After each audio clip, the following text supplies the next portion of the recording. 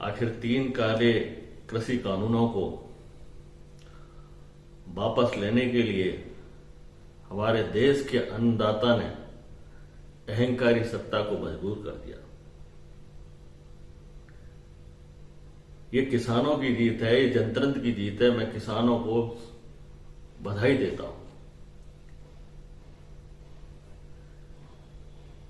भले ही ये सियासी पैतरा हो,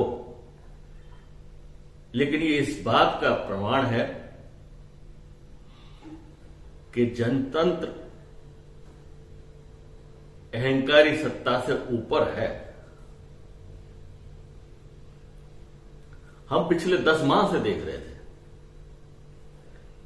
कि हमारे देश भर के किसान सड़कों पर उतरे हुए थे। गर्मी, सर्दी, बरसात, हर मौसम में वो सड़कों पर थे और उसके ऊपर से उनका दमन किया जा रहा था।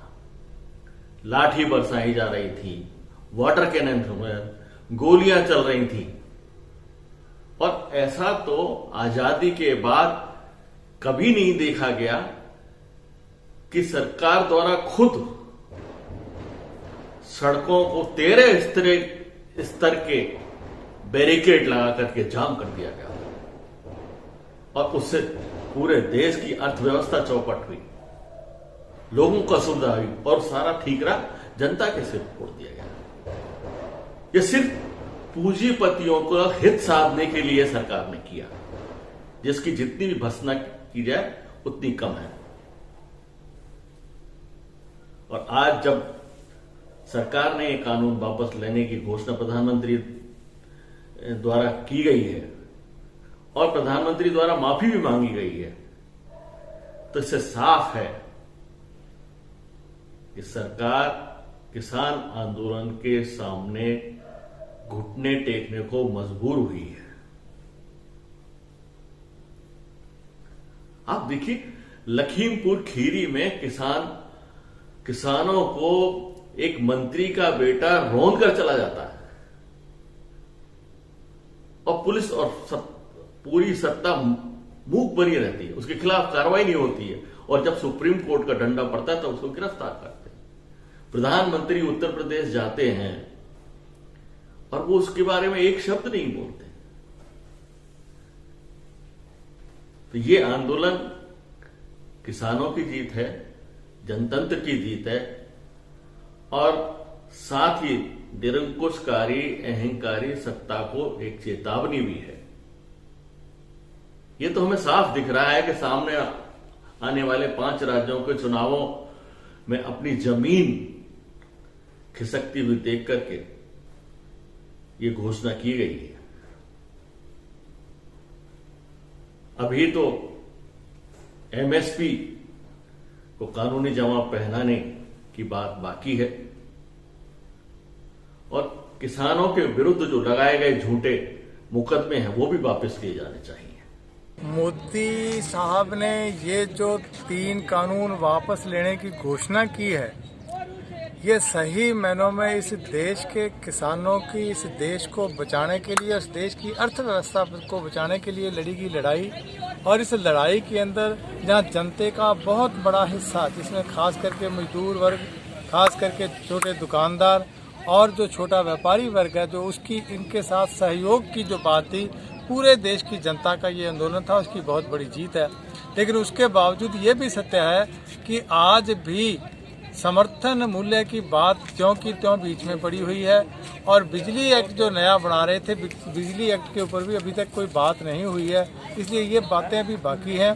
सो किसान अभी इस चीज़ के लिए लड़ाई जारी रखेंगे, लेकिन फिर भी उनका ये कदम हम स्वागत योग्य है। उनको जनता के दबाव के अंदर ये बात माननी पड़ी। और इस आंदोलन के पीछे मुख्य रूप से अगर कोई लोग मोदी की भूमिका मानते थे, तो हमारा मानना यह है कि मोदी इसमें मुख्य पात्र नहीं है।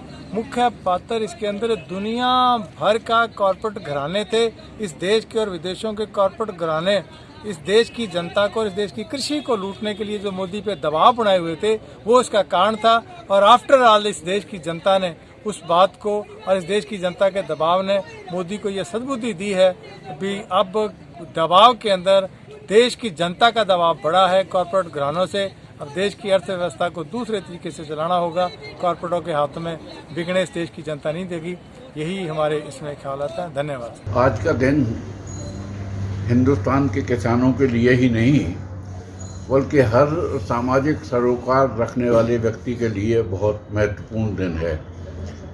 यह कहिए कि दुनिया के इतिहास में किसानों के इस सबसे लंबे आंदोलन की सफलता का स्वर्णिम दिन है। तो आज का दिन निश्चित रूप से न केवल भारत के इतिहास में बल्कि दुनिया के इतिहास में दर्ज होने वाला है। यह जिस ढंग से आज ख़त्म किया गया है सरकार द्वारा इन तीनों काले कानूनों को वापस लेकर, उसमें साफ साफ गंध इस बात की आती है कि उत्तर प्रदेश के चुनाव जीतने के लिए वो कुछ भी कर सकते हैं, वरना एक साल से चल रहे इस आंदोलन को एक सप्ताह के भीतर ही समाप्त किया जा सकता था उनकी वाजिब मांगे मानकर। लेकिन दुर्भाग्य इस देश का ये है कि सत्ता में जो लोग बैठे हैं उन्हें सिर्फ कॉरपोरेट्स के हितों की ही चिंता है। उन्हें न अन्नदाता के हितों की चिंता है, न मजदूर के हित की चिंता है, न किसी कर्मचारी के हित की चिंता है। उन्हें यदि चिंता है तो सिर्फ अपने 3, 4, 5 कॉरपोरेट यार जो हैं उनको खुश करने की चिंता है, उनकी पूंजी बढ़ाने की चिंता है। तो मैं तो बहुत खुश हूँ और इन जांबाज किसानों को उनकी इस ऐतिहासिक सफलता पर ज़बरदस्त मुबारकबाद देना चाहता हूँ।